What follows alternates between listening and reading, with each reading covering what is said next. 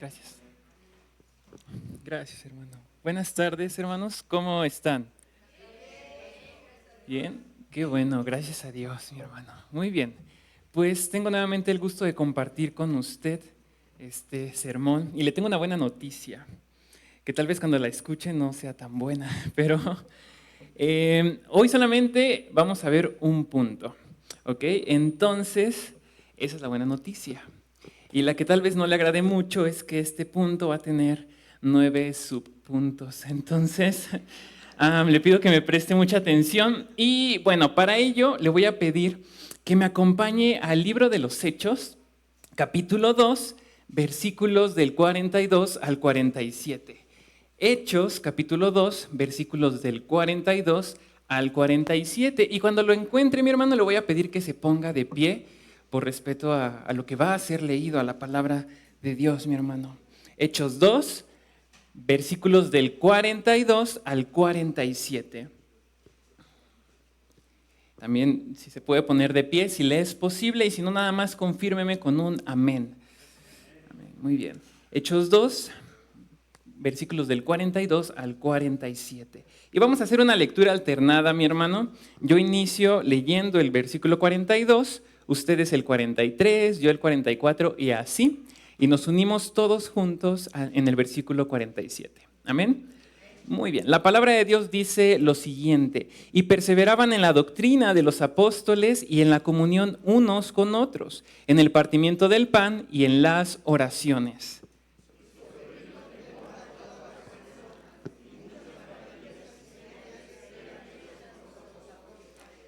Todos los que habían creído estaban juntos y tenían en común todas las cosas.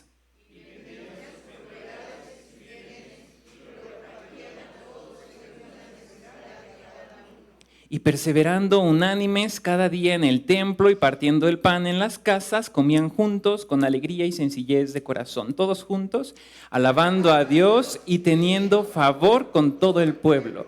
Y el Señor añadía día a día a la iglesia a los que habían de ser salvos. Amén, hermano, puede tomar su lugar. Muy bien, esta predicación, no soy mucho de compartir los títulos que le pongo a mis predicaciones, pero lleva por título Signos vitales de una iglesia viva. Cuando un paciente llega a la sala de urgencias, mi hermano, lo primero que hace el personal médico es revisar sus signos vitales. Yo no soy médico, así que con esto no me queda mucho a mí, pero le puede preguntar a todas las hermanitas y hermanos médicos que tenemos aquí en Anástasis. Pero lo primero que hace el personal médico es revisar estos signos vitales, que es el pulso, la respiración, la temperatura, la presión arterial y más, ¿no? ¿Por qué revisan esto, mi hermano? Porque estos son datos básicos que indican si hay vida, si hay salud o si hay peligro inminente, y en el peor de los casos, si ya no hay vida. Y sabe, así como el cuerpo humano, nuestro cuerpo humano tiene signos vitales, también la iglesia tiene signos vitales. No hablamos de cuántos asistentes hay, de cuántas reuniones tenemos, cuántos seguidores tenemos en redes sociales, no hablamos de cuántos programas, cuántas campañas hacemos, no hablamos de nada de eso, mi hermano, porque esos son síntomas externos y lo vamos a ver en esta predicación. Los verdaderos signos vitales, los reales de una iglesia viva, son espirituales. Y justamente por eso, mi hermano, escogí meditaremos en el libro de Hechos, capítulo 2, versículos del 42 al 47, porque en este pasaje, mi hermano, vemos el latido o los signos vitales de una iglesia naciente que rebosaba vida, poder y gracia. Esta iglesia de la que se nos habla en Hechos 2 era una comunidad que no solo creía en Jesús, sino que vivía su fe de una forma apasionada, una fe comprometida y también una fe contagiosa. Y estos signos vitales, mi hermano, eran resultado no de una estrategia moderna como las hay hoy en día, sino que estos signos vitales eran resultado del poder del Espíritu Santo que estaba transformando los corazones de cada creyente de esa comunidad. Y para esto, mi hermano, le voy a recordar un poco del trasfondo del libro de los Hechos. Este libro fue escrito por Lucas y se considera como una expansión del Evangelio según Lucas, ¿no? Y este libro de Hechos nos narra una el inicio y la expansión del cristianismo. Nos narra desde la ascensión de Jesús hasta el ministerio de Pablo en Roma. Este fue escrito por el médico amado que fue Lucas, ¿no? Y a través de este libro nosotros vemos cómo el Espíritu Santo guía a la iglesia naciente para llevar el evangelio tanto a judíos como a gentiles. Y esas personas que escuchaban las buenas nuevas lo recibían con gozo, pero también algunas lo rechazaban con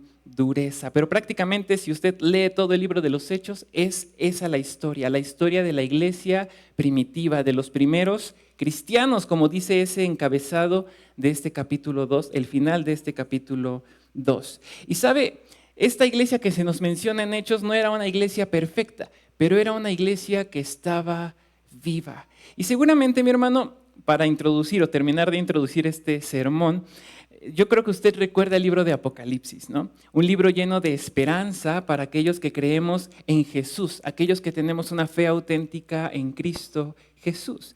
Y este libro, en sus primeros capítulos, en sus primeros 3 capítulos, después del prólogo, el apóstol Juan empieza a dirigir mensajes a las 7 iglesias de Asia Menor. Y estos mensajes a veces nosotros recordamos tenemos más presente el mensaje que se le dio a la iglesia de Éfeso, ¿no?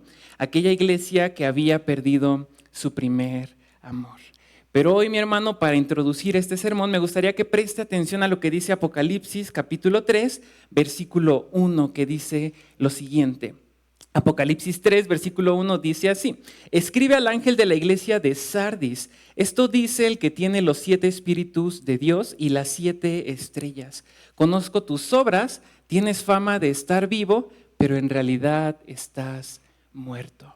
¿Se imagina, mi hermano, que hoy en día nosotros recibiéramos una carta escrita por el apóstol Juan que llevara por título el mensaje a la iglesia de Anástasis? ¿Cómo sería ese mensaje? ¿Cómo se imagina que nos describiría Juan, inspirado por el Espíritu Santo y recibiendo esta revelación? ¿Cómo describiría a esta iglesia de Anástasis?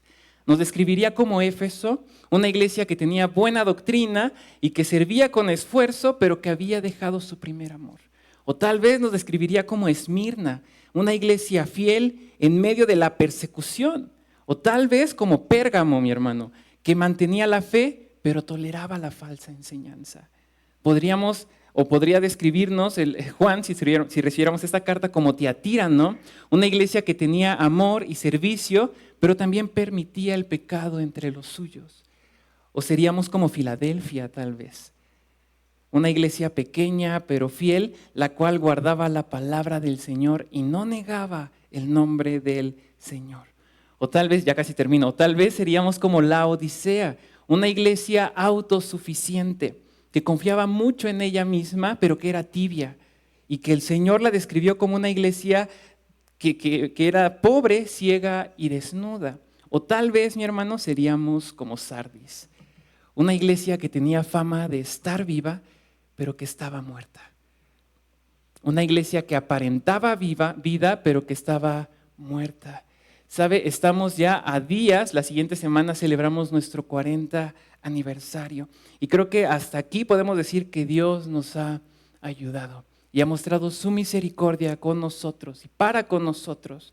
Pero siempre es bueno detenernos y autoexaminarnos, sí en lo personal, pero también como iglesia, como congregación y ver cómo nos ve el Señor. Si somos una iglesia viva, o solamente tenemos fama de estar viva, pero estamos muerta. Sería doloroso, mi hermano, escuchar las palabras del Señor describiendo a cualquier iglesia. Yo conozco tus obras, que tienes nombre de que vives, pero estás muerta.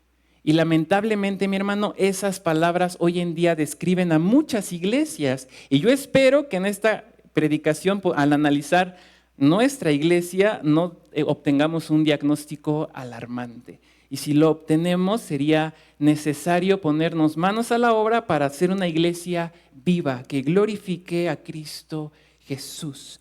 Pero hoy, mi hermano, a la luz de Hechos, capítulo 2, versículos del 42 al 47, vamos a examinarnos como congregación. Y de la mano de este pasaje veremos que Dios nos llama y nos desafía a ser una iglesia viva que persevere en sus fundamentos y que dé fruto que glorifique a Cristo Jesús. Para esto, mi hermano, le voy a pedir que me acompañe al versículo 42 de este libro de Hechos, capítulo 2.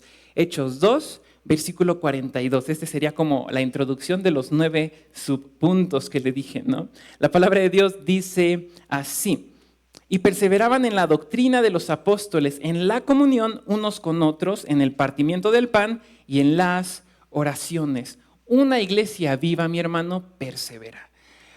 Y yo le hago una recomendación personal, mi hermano, es que cuando usted lea o si quiere leer Hechos, usted lea este libro de la mano del Evangelio según Lucas, porque este libro de Hechos, como le comentaba, es como una extensión, salud, o una segunda parte del libro del Evangelio según Lucas, donde nos muestra esta iglesia naciente y creciente que estaba expandiéndose grandemente y glorificando el nombre de Cristo. Y además esta lectura, si hace el Evangelio según Lucas y Hechos, será edificante para usted. Ahora presta atención a cómo inicia este versículo 42. Dice que perseveraban en la doctrina de los apóstoles. ¿Usted recuerda qué tenemos antes de que se nos hable de la iglesia de los Hechos? ¿Qué pasó inmediatamente antes, en los versículos del 14 al 41? ¿Recuerda qué pasó? Y si no, denle una ojeada a su Biblia. ¿Qué pasó? ¿Quién dio un gran discurso?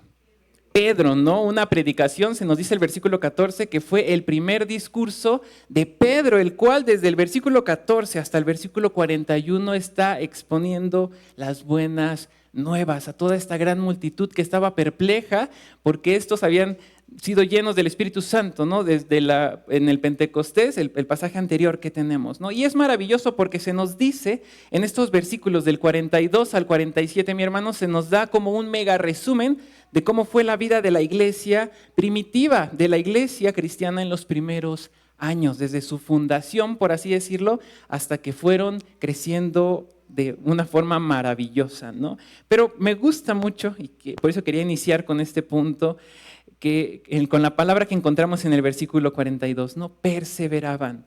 Esta palabra perseverar o perseveraban, como dice literalmente la palabra de Dios, en griego se refiere a tener una dedicación continua, una dedicación firme y apasionada. Y las preguntas que me surgen al leer este versículo, esta primera palabra, es si esos principios o esas acciones que realizaba esta iglesia que se nos narra en el libro de los Hechos siguen vigentes para nosotros hoy en día. Y la respuesta es que sí, mi hermano. Aunque tenemos diferentes contextos, nos separan muchísimos años, estos principios son la esencia o lo que irradia los signos vitales de una iglesia viva.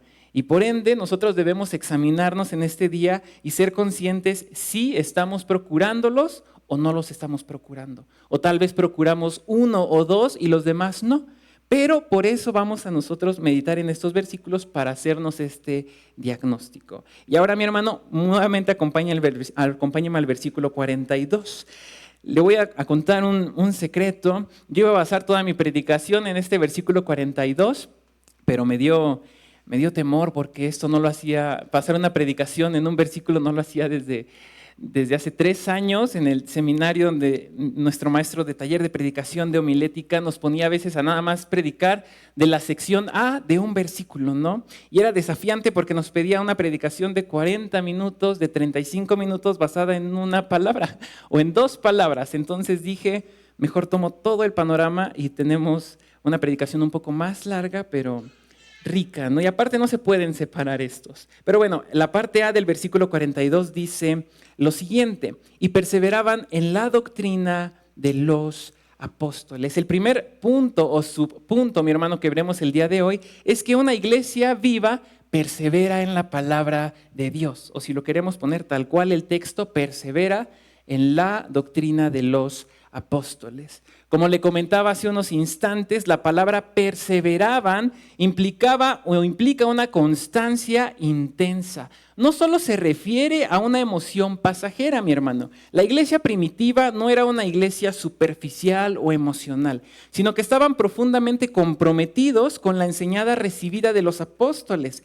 Y estos apóstoles no estaban hablando lo que querían, sino que estaban transmitiendo lo que habían recibido de primera instancia de nuestro Señor Jesucristo. Y lo hablaban porque lo habían recibido de Jesús mismo y lo hablaban con autoridad porque habían visto a Cristo resucitado. Podríamos decir que los apóstoles estaban, después de haber sido instruidos por Jesús, ahora estaban instruyendo a los nuevos creyentes. En su instrucción, en su enseñanza, los apóstoles seguramente incluían enseñanzas acerca de la resurrección de Cristo, incluían temas como también el Antiguo Testamento, incluían temas como el testimonio cristiano y por supuesto que tal vez incluían las enseñanzas que recibieron de Jesús y que escucharon a Jesús predicar a grandes multitudes. Recuerden que todos fueron discípulos de Jesús, testigos oculares de nuestro Señor Jesucristo. Por eso se les llama apóstoles. Y esto, mi hermano, nos muestra que el primer signo vital que una iglesia debe tener es perseverar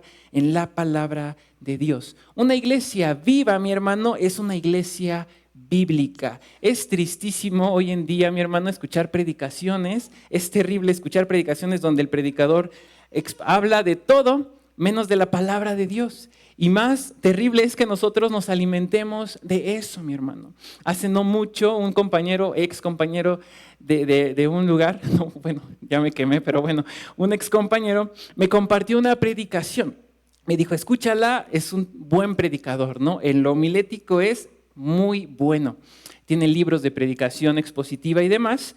Y al escucharlo, yo dije, bueno, pues tiene una iglesia grande, es conocido este pastor, es conferencista y demás, pero al escucharlo me llevé una gran y terrible decepción, mi hermano. Creo que la única vez que citó la Biblia fue en su introducción y después se puso a contarnos de sus vacaciones, se puso a contarnos de su familia, se puso a contarnos que se había peleado con uno de sus hijos. Y yo dije, bueno, está bien, pero aquí ahora nos lleva al texto bíblico, ¿no?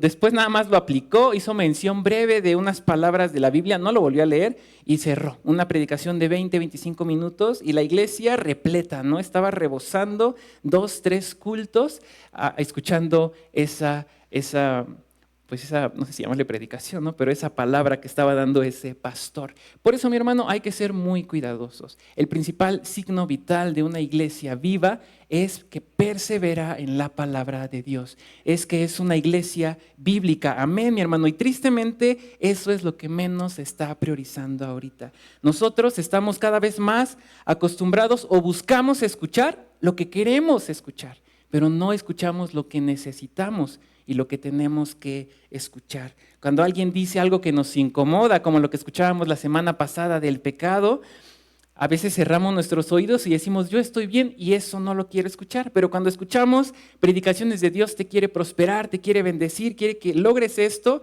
decimos, sí, amén, ¿no? Gloria a Dios, yo quiero ser partícipe de eso. Escuchamos tristemente, no todos, pero escuchamos hoy en día lo que queremos escuchar y no lo que necesitamos escuchar. Por eso, mi hermano, el primer signo vital que se nos dice en Hechos, que tiene una iglesia viva, es que persevera en la palabra de Dios. La devoción a la enseñanza fue la primera señal de vida de esta iglesia en Hechos, mi hermano. Ahora preguntémonos, yo sé que somos bautistas y somos conocidos y somos en el buen sentido señalados por ser iglesias bíblicas, no cristocéntricas, pero estamos cultivando una comunidad hambrienta de la palabra de Dios, donde no dependamos meramente del predicador que viene el domingo y comparte con usted una predicación, sí, bíblica, pero también nosotros debemos procurar día tras día meditar en la palabra de Dios. Como lo cantábamos hace un momento en el canto, ¿no? Por encima del sol, miles de hojas, ¿no? Son aquello que me va a ayudar a confiar en Cristo Jesús. Una iglesia viva, mi hermana, es una iglesia que persevera en la palabra de Dios, con fidelidad a la palabra de Dios. Ese es el primer signo vital. Ahora, mi hermano, le pido que me acompañe al versículo 42, nuevamente la parte B de este versículo, y al versículo 44 que dicen lo siguiente. Y perseveraban también en la comunión unos con otros. Y el 44 dice, todos los que habían creído estaban juntos y tenían en común todas las cosas. Una iglesia viva, mi hermano, no nada más persevera en la palabra de Dios, sino que también persevera en la comunión. ¿Okay? La palabra que se usa aquí para hablarnos de la comunión, yo creo que usted la conoce, es koinonía. Y la usamos mucho, decimos, vamos a tener un momento de koinonía al terminar el culto, hay que impulsar la koinonía, mi hermano, pero ¿qué significa koinonía? La verdad, mi hermano, es que koinonía, en el más puro de su definición, de sus implicaciones, significa tener una vida compartida. No solamente es socializar entre cristianos, no solamente es eso, mi hermano, sino que koinonía, la comunión bíblica, es compartir la vida entera en Cristo Jesús. Esta palabra es una de las que todos podemos sabernos en griego, pero que a veces no dimensionamos las implicaciones que esta palabra tiene. Las implicaciones que tiene comunión o koinonía es que tener una comunión bíblica es compartir nuestro tiempo, compartir nuestros bienes, como más adelante lo veremos, compartir dolores y alegría y compartir nuestra fe y la oración. Eso es la comunión bíblica. Y esta iglesia de Hechos, mi hermano, perseveraba en la comunión o en la koinonía, ¿no? La comunión que tenía esta iglesia era un compañerismo en Cristo y por Cristo. Y tal vez se pregunte, mi hermano, ¿cómo podemos lograr tener una koinonía o una comunión bíblica, ¿no? ¿Cómo podemos lograr perseverar en la comunión bíblica? Y sabe, más allá, es un gran paso el tener convivios, desayunos, celebraciones, pero es mucho más allá. Si nosotros recordamos todos los pasajes que tenemos en el Nuevo Testamento que nos hablan de la comunión, que nos hablan del prójimo, que nos hablan o que usan el término unos a otros o mutuamente, vamos a encontrar alrededor de 23 versículos. Pasajes como el que encontramos en Juan, capítulo 13, que dice: un mandamiento nuevo les doy, que se amen unos a los otros. Romanos 12, palabras del apóstol Pablo, dice: así nosotros, siendo muchos, somos un solo cuerpo en Cristo, pero todos somos miembros los unos de los otros. Nuevamente Pablo en Romanos dice: anímense los unos a los otros con amor fraternal. Y seguirían, ¿no? Igual Pablo a la iglesia de Éfeso les dice: con paciencia, soportándose los unos a los otros en amor. Si se da cuenta y si hace la lista junto conmigo, vamos a encontrar más de 23 versículos que nos animan y nos desafían a tener una comunión con nuestro hermano, con nuestra comunidad bíblica, ¿no? Y esto no es fácil, mi hermano. Es un desafío cultivar y mantener un compañerismo edificante. Pero sabe, al mismo tiempo que es un desafío, es una gran bendición que disfrutamos nosotros dentro de la iglesia. El tener comunión, el compartir tiempo de calidad con nuestros hermanos, no solo socializar, sino dolernos, alegrarnos juntos como cuerpo. Eso es realmente edificante. Cuando compartimos oración, la fe, dolores, alegría, nuestros bienes, nuestro tiempo, eso es un signo de que estamos vivos. Perseverar en la comunión es otro signo vital de una iglesia viva, mi hermano. Recuerde, en estos pasajes, en estos versículos, Dios nos está llamando a ser una iglesia viva, una iglesia que persevere en sus fundamentos y dé fruto que glorifique a Cristo Jesús. Otro de los signos vitales de una iglesia que está viva, mi hermano, es que persevera en el partimiento del pan. Le pido que me acompañe al versículo 42, la sección C, y el versículo 46, que dicen lo siguiente: perseveraban en el partimiento del pan, y el 46 dice lo siguiente: y perseverando unánimes cada día en el templo y partiendo el pan en las casas, comían con alegría y sencillez de corazón.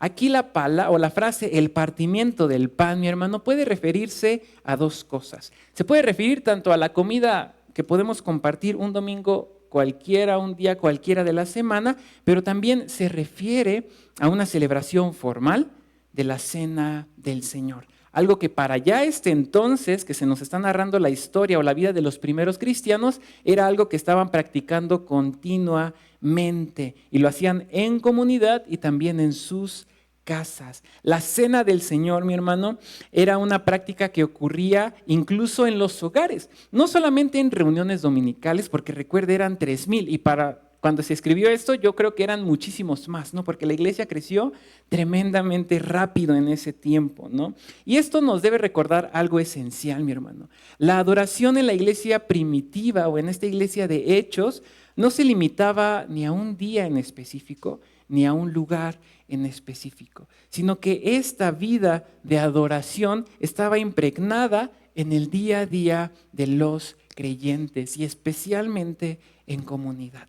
Ellos disfrutaban, ya fuera en el lugar donde se reunían o en las casas, en los hogares, ellos disfrutaban de compartir el pan y también de celebrar la cena del Señor. Y lo hacían con tremenda reverencia y devoción, mi hermano, porque la cena del Señor es un acto vital para mantener la centralidad en Cristo Jesús. Cuando la iglesia, como iglesia, compartimos el pan, celebramos la cena del Señor, recordamos y celebramos la muerte de nuestro Señor Jesucristo y anunciamos su regreso. Esto es algo maravilloso, mi hermano, y esto es algo que los primeros creyentes nos están dando una lección que dejaron hace miles, bueno, hace cientos de años, no iba a decir miles, pero no son tantos.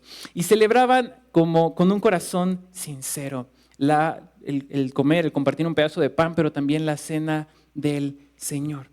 Eran adoradores, era una iglesia que se caracterizaba por ser una iglesia de adoradores centrados en el Evangelio.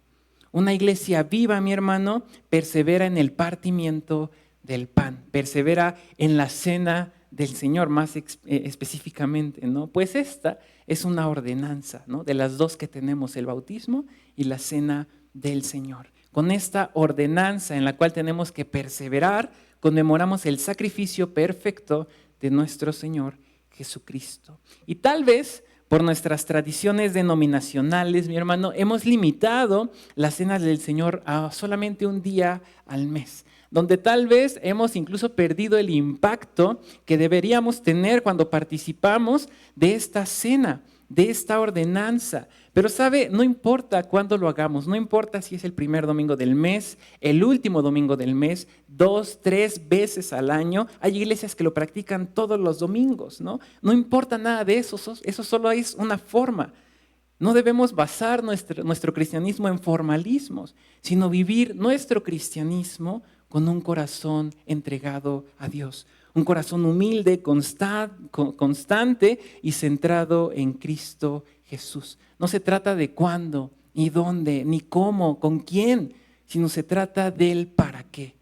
Para recordar a Jesús y adorarlo y vivir en comunidad con otros como redimidos, ¿no? Con otros redimidos como nosotros. Cuando perseveramos en el partimiento del pan o en la cena del Señor, mi hermano, estamos reconociendo que solamente Jesús es el sacrificio perfecto, el cual por su sacrificio fueron perdonados nuestros pecados y nuestra alma fue salvada de un castigo eterno. Y con eso recordamos nuestra situación deplorable que día tras día olvidamos más y más. Por eso perseverar en un partimiento del pan o en la cena del Señor cristocéntrica es un signo vital que tiene una iglesia viva, mi hermano. Ahora también otro signo vital que tiene una iglesia viva es que persevera en la oración. Le pido que me acompañe a la parte final del versículo 42 que dice lo siguiente: perseveraban en las oraciones, ¿no? La iglesia primitiva, mi hermano, era una iglesia de oración perseverante. No se limitaban a orar solamente individualmente, sino que oraban juntos, con un mismo sentir. Para esto le voy a leer lo que dice Hechos capítulo 1, versículo 14, que dice lo siguiente: todos estos, refiriéndose a los creyentes o a los discípulos, perseveraban unánimes en oración y ruego con las mujeres y con María, la madre de Jesús, y con sus hermanos. Pero presta atención, dice, perseveraban unánimes en oración. También Hechos capítulo 4, versículo 24 dice: y ellos, habiéndolo oído, alzaron unánimes la voz a Dios. Y le dijeron: soberano Señor, tú eres el Dios que hiciste el cielo y la tierra y el mar y todo lo que en ellos hay. La iglesia, una iglesia viva, persevera en la oración, mi hermano. Si usted recuerda unos versículos atrás, se nos habla del día del Pentecostés, algo de lo que casi no hablamos en varias iglesias, no se habla, pero los discípulos fueron llenos del Espíritu Santo, ¿no? Y lo cual no los condujo a un éxtasis desenfrenado, sino que los condujo a la oración ferviente. Cuando una iglesia que es llena del Espíritu Santo, una iglesia viva, ora, persevera en la oración, una oración ferviente, una oración no individual, sino una oración también en comunidad, mi hermano. ¿Por qué es tan importante que perseveremos en la oración, mi hermano? Porque podríamos decir que la iglesia es el oxígeno, la oración, es el oxígeno de la iglesia, y sin oración no hay vida, sin oxígeno no tenemos vida. Una iglesia sin oración, mi hermano, es una iglesia asfixiada.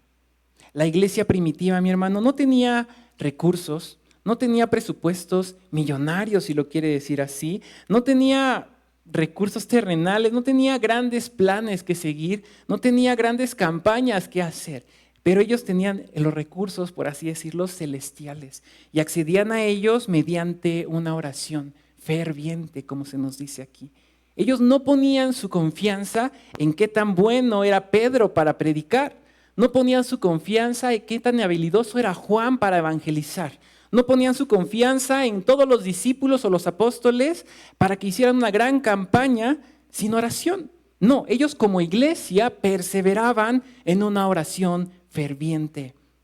Perseveraban en una oración, porque la oración, mi hermano, es la vía más corta entre nuestra impotencia como hombres y el poder de Dios. Esta iglesia que más adelante sería perseguida, que sería acusada, que sería desterrada, perseveró hasta el final en la oración ferviente.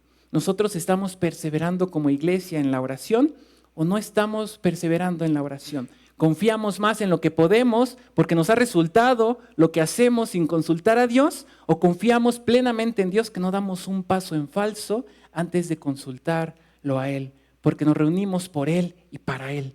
Porque estamos aquí por Él y para Él, no por nosotros mismos, no por nuestros planes, no para beneficiarnos nosotros y llenarnos de miembros tibios. Perdóneme, mi hermano, pero esa no es una iglesia viva. Una iglesia viva persevera en la oración ferviente. No persevera y no confía en lo que puede, en lo que sabe y lo que quiere hacer, sino que persevera en la oración ferviente. ¿Qué lugar tiene la oración en nuestra iglesia? ¿Oramos como si realmente dependiéramos de Dios o confiamos más en lo que nos ha funcionado durante 40 años? ¿O en lo que no nos ha funcionado? Si es así, mi hermano, tenemos un serio problema. Porque tenemos que ser una iglesia viva. Recuerde, qué terrible sería escuchar palabras de nuestro Señor que dijera: yo conozco tus obras, conozco que tienes fama de estar viva, pero en realidad estás muerta. Tienes unos excelentes teólogos, predicadores, bueno, se defienden un poquito, ¿no? Pero estás muerta. Acusas a los falsos maestros, ¿no? A los que te traen falsa doctrina, los señalas y los echas, pero estás muerta. Te llenas de eventos, de todo, pero estás muerta. Y no perseveramos en los principios clave que muestra una iglesia que está viva, en los signos vitales de una iglesia viva, como la perseverancia en la palabra de Dios, en la comunión, en el partimiento del pan, en la oración ferviente. Una iglesia viva, mi hermano, no ora como una formalidad, o no ora porque somos cristianos y tenemos que orar. No, sino que una iglesia viva ora como una necesidad urgente. Para cualquier decisión se ora. Y eso tendríamos que hacerlo nosotros como iglesia, mi hermano. Recuerde que Dios nos está llamando y desafiando a que seamos una iglesia viva que persevere en los fundamentos bíblicos y que dé fruto que glorifique a Cristo Jesús. Le pido que me acompañe al versículo 45 que dice lo siguiente: y vendían sus propiedades y sus bienes y los repartían a todos según la necesidad de cada uno. Una iglesia viva, mi hermano, persevera en la generosidad. para con todos, pero en especial para con sus hermanos. Una iglesia viva persevera en la generosidad. La generosidad radical de la que se nos habla que tenía esta iglesia primitiva no era una expresión, ¿cómo decirlo? O no era algo que viniera de ellos mismos, no, sino que era el resultado de corazones que habían sido transformados por el Evangelio. Recuerda a Zaqueo, que después de haber recibido a Jesús en su casa y experimentar esta conversión, él dijo, si en algo he robado, yo les devolveré el doble. Un corazón o una persona generosa, la generosidad, mi hermano, es el resultado de corazones transformados. Aquí no se habla, mi hermano, del consumismo, de renunciar y vender todo sin pensar, mi hermano. Pero presta atención a lo que dice, y vendían sus propiedades y sus bienes y lo repartían a todos según sus necesidades de cada uno. Como dice Lucas, igual en Hechos capítulo 4, versículo 32, nadie consideraba suya ninguna de sus posesiones. En lugar de considerar suyas sus posesiones, ellos vivían como si dijeran, no necesitamos más estas cosas. Lo que realmente necesitamos es amar a nuestros hermanos y a nuestras hermanas. Por eso daban libre, voluntaria y sacrificialmente. No por obligación, mi hermano, sino porque Jesús les había dado tanto que ellos deseaban dar también. Pablo hace mención de esto en 2 Corintios capítulo 8, versículo 9, ¿no? También en 2 Corintios capítulo 9, versículos del 6 al 15, que normalmente ocupamos para los diezmos, pero se nos habla de cómo daba la iglesia. ¿Sabe? Además de la generosidad en este pasaje y en los paralelos, encontramos o se destaca la sensibilidad de la iglesia, ¿no? Nadie dormía con hambre, nadie quedaba desamparado, repartían a cada uno como fuera su necesidad, según la necesidad que cada uno tuviera. Y aunque mostraban misericordia a todos, más adelante hablaremos de eso, prestaban especial atención a los que eran hermanos en la fe, ¿no? A los de la casa de Dios. Y sabe, mi hermano, nosotros debemos mostrar una generosidad para con todos, tanto para mi prójimo y cuanto más para mi hermano en Cristo. En un mundo que está dominado por el consumismo, la acumulación, debemos estar dispuestos a renunciar, así como esta iglesia, a todo por amor a nuestro prójimo.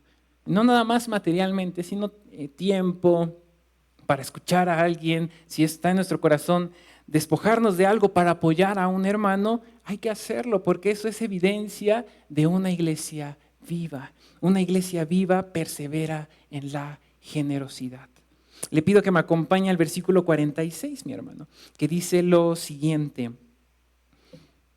Y perseverando unánimes cada día en el templo y partiendo el pan en las casas, comían juntos con alegría y sencillez de corazón. Bueno, aquí era la parte A nada más, que dice, y perseverando unánimes cada día en el templo. Una iglesia viva, mi hermano, persevera en reunirse.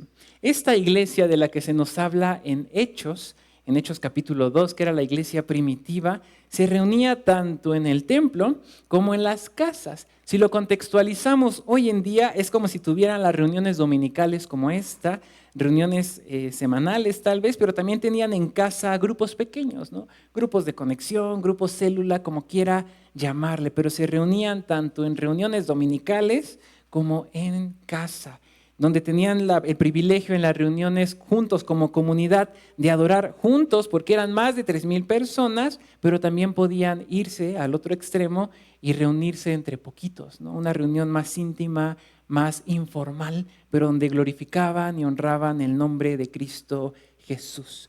Como iglesia, mi hermano, estamos perseverando también en reunirnos tanto dominicalmente, en la distancia, en los grupos pequeños, en casa, en las células. ¿Estamos o no perseverando?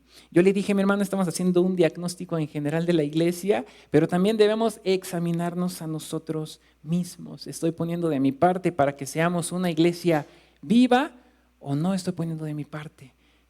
Porque todos somos un cuerpo y somos una iglesia y no podemos echarle la culpa al de al lado sin ver nuestra culpa también. Hoy en día, mi hermano, tristemente muchas iglesias podrían estar dando signo, o los signos vitales que tienen podrían dar evidencia de que son iglesias que están moribundas. O incluso podríamos, al analizar sus signos vitales, dar evidencia de que son iglesias que están muertas. Pero ¿cuál es la situación de hoy de nosotros, mi hermano?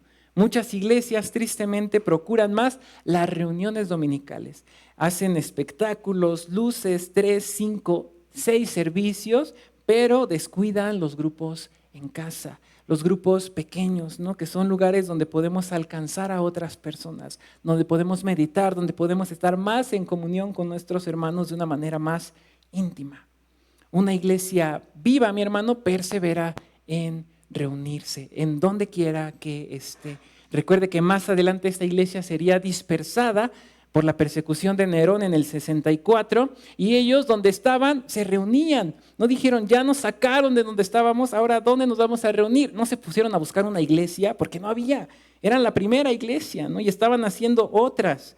Pero ellos empezaron a reunirse en casas aún después de esta persecución que los llevó a la dispersión a manos del emperador Nerón. Una iglesia viva, mi hermano, persevera en reunirse. Le pido que me acompañe.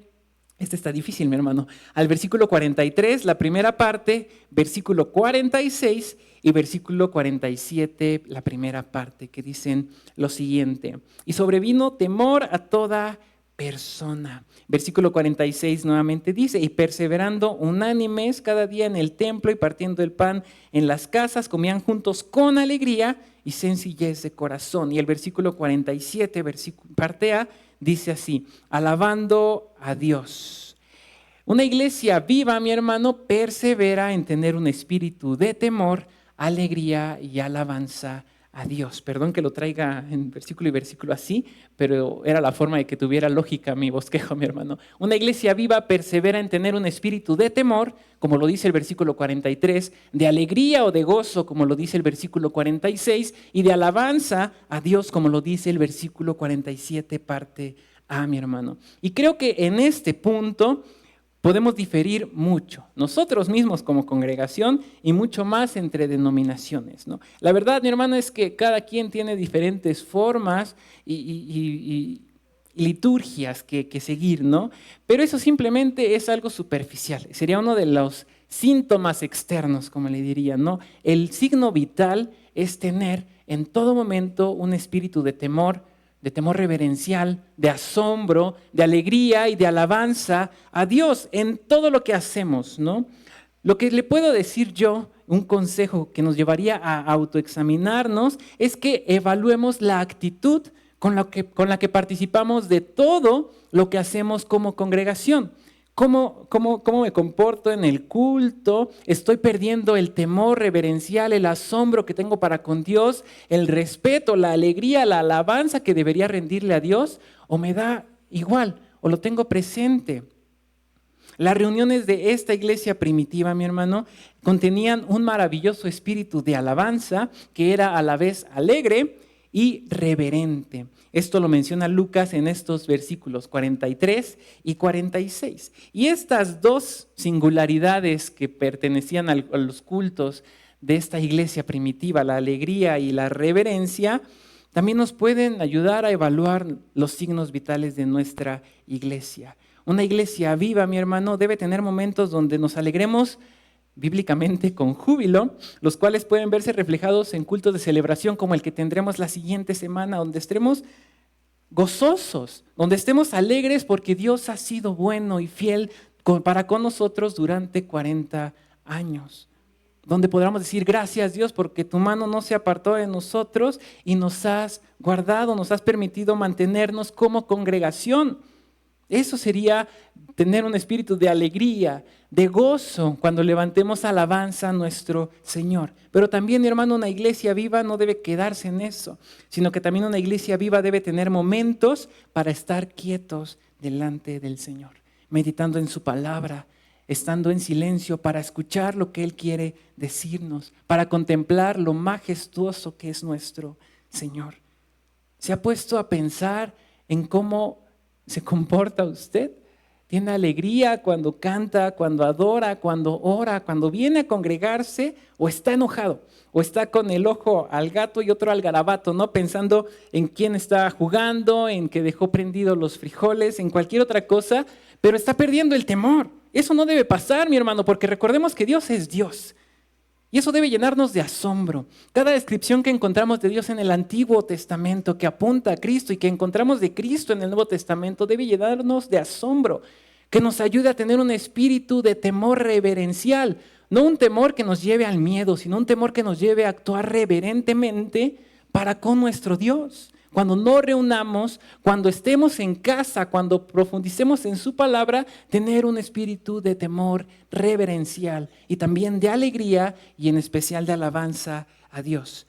Esta iglesia, mi hermano, de Hechos, más adelante sería perseguida, como le dije. Sería acusada, sería desterrada por causa del emperador Nerón en el año 64, 63 después de Cristo, pero nunca dejó de perseverar en tener un espíritu de temor reverencial, de tener un espíritu de alegría y alabanza a Dios. Recuerda, yo le dije en algún momento hace mucho tiempo aquí en alguna predicación del mártir de las catacumbas, que daba testimonio de cómo los cristianos cuando eran llevados a los circos para hacer de entretenimiento en los grandes coliseos a los romanos, en lugar de verse con un semblante aterrado cuando iban a morir, ellos se veían felices porque sabían a dónde iban. E incluso dicen que algunos se ponían a cantar himnos.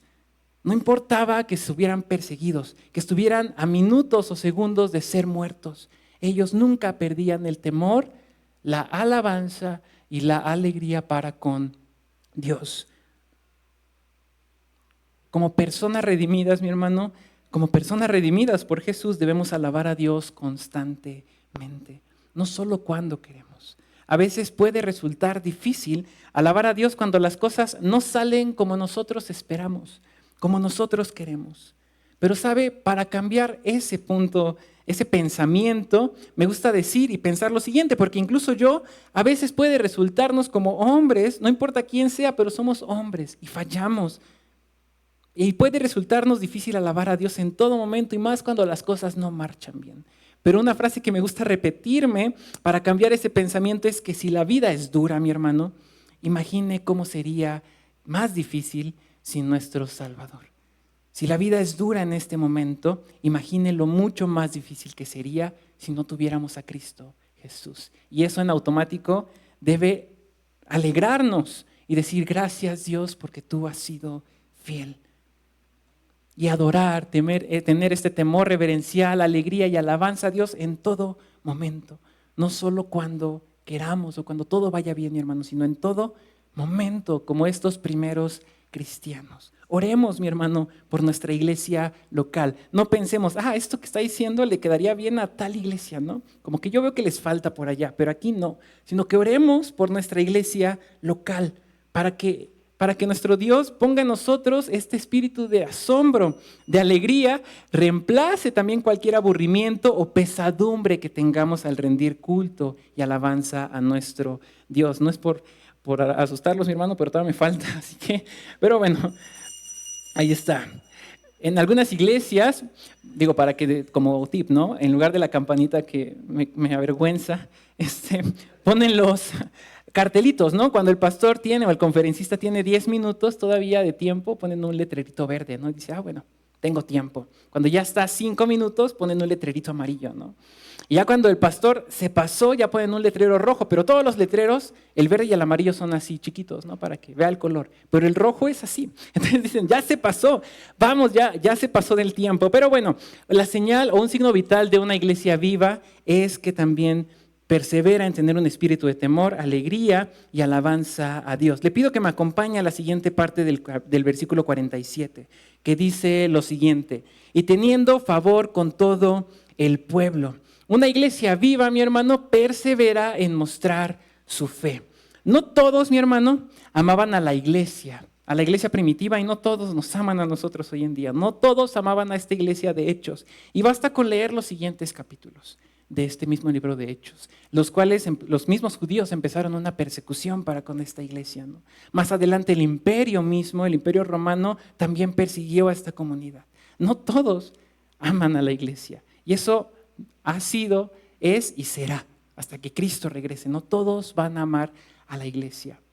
Pero sabe, algunas personas sí fueron impactadas grandemente cuando observaban la vida de los creyentes, cuando observaban cómo perseveraban. Al analizar, hermano, este pasaje, me preguntaba, ¿qué era lo que atraía a las personas?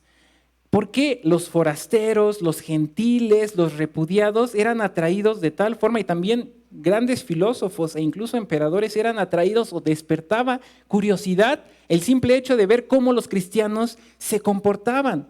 Y la verdad, mi hermano, es que despertaba curiosidad al ver cómo estos creyentes daban alabanza a Cristo en todo momento y mostraban amor, el amor de Cristo en todo momento. Y eso influía a otros, influía en otros.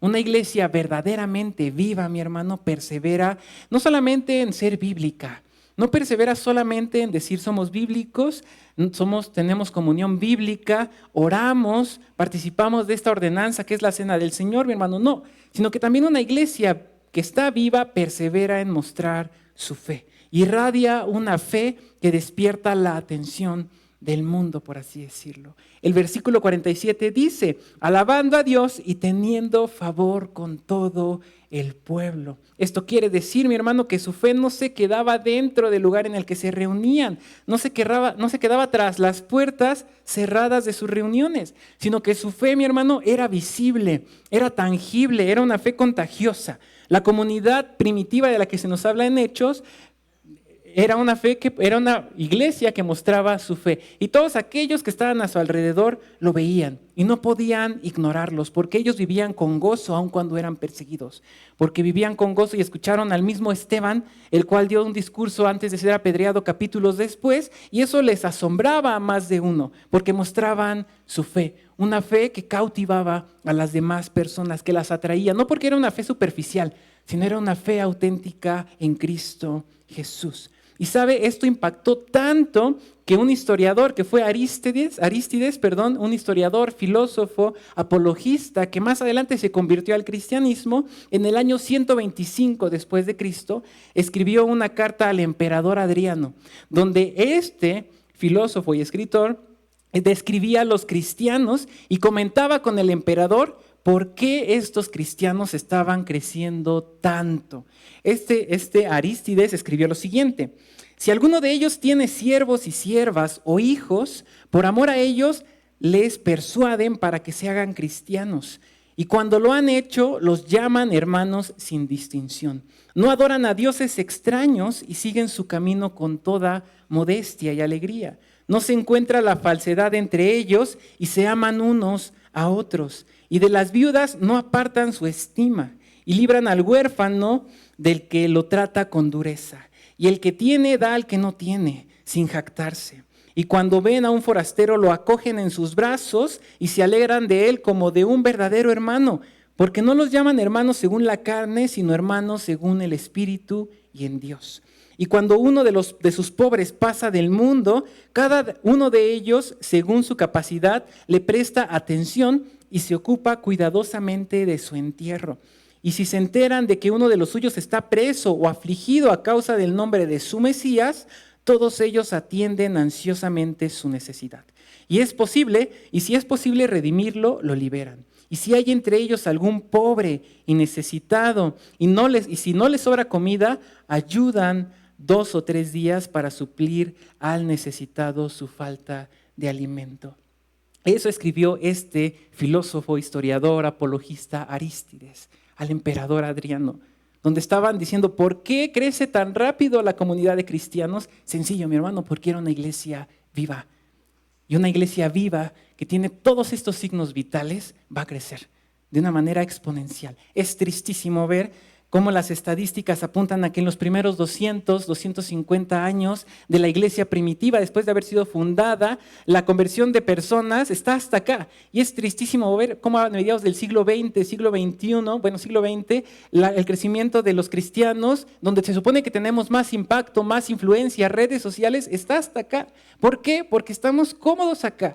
Y acá los cristianos que pertenecían a una iglesia viva, no se detenían para mostrar su fe. Y hacían esto que escribió Arístides y hacían mucho más de lo que se nos dice en el libro de Hechos, mi hermano. Por eso nosotros debemos perseverar en mostrar una fe que atraiga a los demás. No por nosotros, sino que puedan poner una fe después auténtica en Cristo Jesús. ¿Qué testimonio tan poderoso podemos decir que Arístides dio de estos primeros cristianos? Arístides no estaba hablando como creyente, sino estaba hablando como algo que había observado. Y se lo envió a este emperador porque no entendían cómo estaban creciendo tanto los cristianos a pesar de las persecuciones, de que los perseguían, los mataban, los encarcelaban y los dispersaban. Eso es ilógico, pero ellos estaban vivos y perseveraban en todo lo que hemos visto. Y estaban llenos del Espíritu Santo. No estaban cómodos dentro de las 4 paredes, sino que estaban listos para ir y comunicar el Evangelio. Eso es precioso, mi hermano. ¿Cómo no anhelamos eso para nuestra iglesia? ¿No quisiéramos que eso mismo que dijo Arístides lo dijera de Anástasis? Dijera, ayudan a todos sin igual. Cuando ven a un forastero, cuando ven a alguien necesitado, le extienden la mano y no lo ven mal, sino que lo ayudan. Cuando alguien está padeciendo, dejan de hacer lo que tengan que hacer y si no tienen, van y le ayudan para que pueda suplir sus necesidades. No quisiéramos que nuestros vecinos, nuestros compañeros de trabajo, familiares, dijeran algo así de nosotros, que dijeran, yo llegué a la iglesia porque esta persona mostró el amor de Cristo para conmigo. Fue misericordioso, fue generoso, así lo dirán a ellos al principio, pero después entenderán que es porque alabamos y tenemos una fe auténtica a Cristo Jesús. Lo que puede hacer viva a una iglesia, mi hermano, no es la cantidad de actividades, no es si estamos bien estructuraditos, si estamos bien bonitos, no, mi hermano, sino es la calidad de nuestro testimonio diario. Que al vernos pueda decir la gente, Él tiene a Cristo, Él tiene algo diferente, ellos tienen algo diferente. No que nos vean y digan, ese pues se dice cristiano, pero no sé si sea cristiano, ¿no? O para ser como Él, mejor me quedo como estoy. Que la gente pueda ver a Cristo en nosotros, mi hermano, porque somos seguidores de Cristo, somos cristianos, debemos imitar el ejemplo de Cristo Jesús. Otro documento que al estar meditando en este versículo y recordando también algunas tareas del seminario, recordaba un escrito que se escribió a mediados del siglo XX. Lo escribió el emperador Juliano. Él estaba tratando de frenar la expansión del cristianismo. Y él dijo en una de sus cartas lo siguiente: los impíos galileos no solo alimentan a sus pobres, sino también a los nuestros. Se estaba quejando, ¿no? Y dice, ellos los acogen en su casa, los atraen como se atrae a los niños con pasteles. Imagínense, yo en su lugar hubiera estado feliz, ¿no? Porque los cristianos están haciendo una labor social, un cristianismo social o santidad social, algunas iglesias le conocen, no solamente para con ellos, sino para con todos, ¿no? Hasta con los mismos pobres del Imperio Romano, cosa que ni él podía hacer. Esto es sorprendente, mi hermano. La iglesia necesita cristianos comprometidos dentro de la iglesia y también fuera de estas 4 paredes. Dios nos llama y nos desafía a ser una iglesia viva que persevere en sus fundamentos y dé un fruto que glorifique a Cristo. Amén. ¿Cómo va su diagnóstico, mi hermano? Podemos decir, yo ya tengo el mío, no se lo voy a compartir, pero porque puede caer en mi cabeza. No, mentira. Pero ¿cómo va su diagnóstico? ¿Está bien? Somos una iglesia viva, somos una iglesia que está moribunda, somos una iglesia que está muerta. 40 años viva, 40 años moribunda, 25 años viva y 25 muerta. Le pido que me acompañe al versículo 47, la parte final, mi hermano. Y el Señor añadía cada día a la iglesia a los que habían de ser salvos. Una iglesia viva, mi hermano, persevera en la evangelización diaria. Y este es el último punto, mi hermano. Yo me pregunto, ¿cómo se añadieron personas a la iglesia? En última instancia se nos dice este pasaje que el Señor añadía solo, Él los añadía solos. Pero porque Él es quien convierte los corazones de las personas. Pero en este pasaje de Hechos, Él usó el evangelismo personal de estos cristianos que se mantuvieron fieles para predicar el evangelio diariamente. Dios usó eso para añadir cada día a los que habían de ser salvos. El versículo 47 dice que se añadían diariamente, no cada 3 semanas, no una vez al año. Qué triste es ver, mi hermano, que cada cuánto recibimos a un nuevo creyente. Cada cuánto Dios añade a los que han de ser salvos a esta comunidad. ¿Diariamente? ¿O cada década? ¿Cada 5 años? ¿Por qué había tantos convertidos, mi hermano? La respuesta es sencillísima. Porque los cristianos predicaban diariamente. Una iglesia viva, una iglesia saludable, tiene una carga por los que no conocen a Cristo. No vive cómodo, sabiendo que allá afuera hay miles, millones de personas que no conocen el amor salvador de Cristo Jesús. Y una iglesia viva proclamará el evangelio con valentía, sin importar que eso le cueste su propia vida, como pasó con estos cristianos. Compartirá con sus vecinos, con sus amigos, con su familia, con sus compañeros de trabajo, sin importar que lo señalen, que lo juzguen, porque Él tiene esta responsabilidad y esta fidelidad que es evidencia de una iglesia que está viva. Recuerden, hermano, estamos siendo desafiados para ser una iglesia viva. La iglesia primitiva, mi hermano, comunicó con entusiasmo el evangelio dentro de sus propias redes, como ellos podían. Y el Señor obró poderosamente a través de este testimonio. No solamente decían, bueno, pues vas, Pedro, porque cuando predicaste se convirtieron 3,000, entonces contigo se añaden un montón. Predica y aquí 3,000, 6,000, 9,000, 12,000, 15,000. No, mi hermano, sino que entendieron que la responsabilidad era de todos. Y sabe, este punto, este versículo 47, lo quiero usar también como el resultado de cuando una iglesia tiene todos estos signos vitales. ¿Quieres saber si una iglesia está viva o no?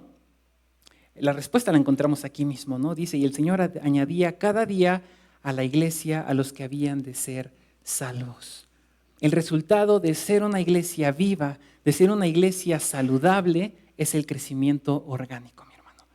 Dios añadirá día a día a las personas que deben ser salvas, siempre y cuando seamos una iglesia viva, sana o saludable. ¿Somos una iglesia viva, mi hermano? ¿Somos una iglesia saludable? Como le mencionaba al inicio, cuando un médico quiere evaluar la salud de su paciente, comienza revisando los signos vitales de este, ¿no? De igual manera, Dios, mi hermano, por medio de su palabra, nos llama a evaluar nuestros signos vitales de nuestra iglesia, de nuestra vida como iglesia. ¿Estamos vivos? O nos describiría perfectamente lo que dice Apocalipsis 3, versículo 1, ¿no? Yo conozco tus obras y que tienes fama de que vives, pero en realidad estás muerta. Hoy hemos visto, mi hermano, cómo una iglesia viva se alimenta fielmente de la palabra de Dios. Cultiva una comunidad amorosa, adora con pasión y se entrega al mundo en palabra y en obras. Vive lo que cree. Y estas son señales de una iglesia viva. No una iglesia perfecta, porque no hay iglesia perfecta, pero sí hay iglesias vivas o muertas. ¿En qué rubro estamos nosotros? Si estas marcas no están presentes o están debilitadas, no necesitamos estrategias humanas, mi hermano. Ya basta de eso. No necesitamos programas escandalosos, atractivos a la gente. Necesitamos volver al plan sencillo y poderoso que vemos en Hechos 2, versículos del 42 al 47. Porque a veces nos desgastamos más y más y más y más planeando, buscando qué hacer o qué no hacer para que la iglesia crezca, cuando la respuesta es sencillísima y bíblica. Ser una iglesia que persevere en tener una fe auténtica en Cristo Jesús y dé evidencias de estos signos vitales. Ya 40 años, mi hermano, la iglesia ha sido mantenida aquí no por nosotros, sino por gracia de Dios. pero no podemos seguir teniendo algunos signos vitales u otros. Una persona viva no puede decir, tengo pulso, pero no tiene presión, o tal vez tiene presión, pero no tiene pulso. Eso no significa que esté viva, significa que está mal, que está muerta, que está agonizando tal vez. ¿En qué punto nos encontramos nosotros? Tal vez al escuchar esto podemos pensar si estamos lejos o cerca de ser una iglesia viva, pero sí, en lugar de señalar al otro, al de al lado o al liderazgo, también veamos qué podemos sumar nosotros para aportar a esta iglesia y que seamos una iglesia viva. Recuerde, Dios no espera perfección, pero sí espera que perseveremos en cada una de estas cosas. No nos llama a lo espectacular, nos llama a ser fieles. Nos llama a tener ese mismo espíritu, que busquemos la llenura del espíritu que esa iglesia primitiva buscó. No es diferente, a pesar de que nos separan años, no es diferente, mi hermano. La necesidad es la misma. Y todos los años que pasen y que pasarán y que han pasado, la necesidad sigue siendo la misma. Un mundo necesitado de Cristo Jesús. Y el desafío sigue siendo el mismo. Ser una iglesia que persevere en los fundamentos bíblicos y que haga obras que glorifiquen a Cristo Jesús. Solamente Dios, mi hermano, puede renovar nuestros corazones, puede renovar nuestra comunidad y congregación para que seamos una iglesia viva. Le pido que me acompañe en una oración.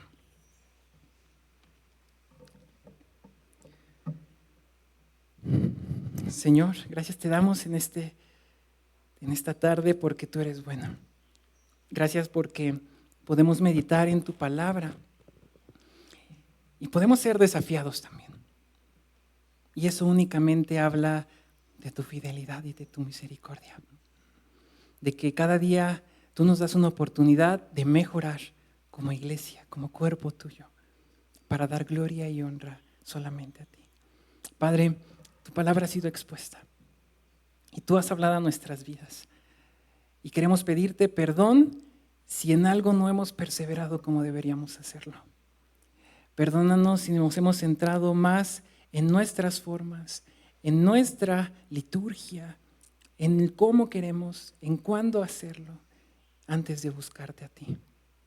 Perdónanos si estamos dando evidencia de que no somos una iglesia viva. Pero hoy queremos pedir de tu misericordia. Y queremos rogarte que nos ayudes a ser una iglesia que persevere. Una iglesia que deje atrás todo aquello que impida ser una iglesia que dé gloria y honra a ti. Padre, nosotros no queremos ser una iglesia tibia, no queremos ser una iglesia que dé señales de que está viva, pero estamos muertos.